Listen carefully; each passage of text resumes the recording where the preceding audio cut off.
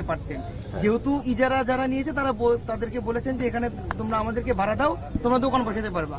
তারা ভাবছে যে যেহেতু তারা ইজারা নিয়েছে তারা বলেছে আমরা ভাড়া দিয়ে থাকতে পারবো।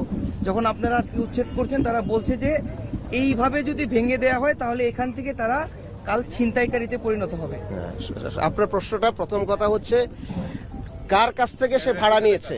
সে ভাড়া নিয়েছে একজন অবৈধ একজন ইজারাদারের নাম দিয়ে, একজন অবৈধ ইজারাদারের নাম দিয়ে যারা ভাড়া দিয়েছে তার পক্ষে কথা বলে সেই ছিনতাইকারী হয়ে যাবে, এই কথাটা সম্পূর্ণ ভুল। কারণ এগুলো সবাই হচ্ছে গদির মালিক। এক একটা গদি কোটি টাকার ব্যবসা।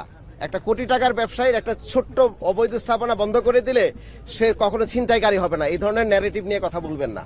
হ্যাঁ, এটা সম্পূর্ণ ভুল চিন্তা। যারা শেষ করি আমি আপনাকে, যারা এখানের মধ্যে এই ভূমিতে ব্যবসা করে এটা কোটি কোটি টাকার ব্যবসা। সুতরাং এই ব্যবসাকে আমরা অবশ্যই বৈধতা দিতে চাই এবং এই বৈধতা দেওয়ার প্রথম নিয়ম হচ্ছে যারা অন্যায় করবে সেই অন্যায়কে আমাকে প্রতিহত করতে হবে।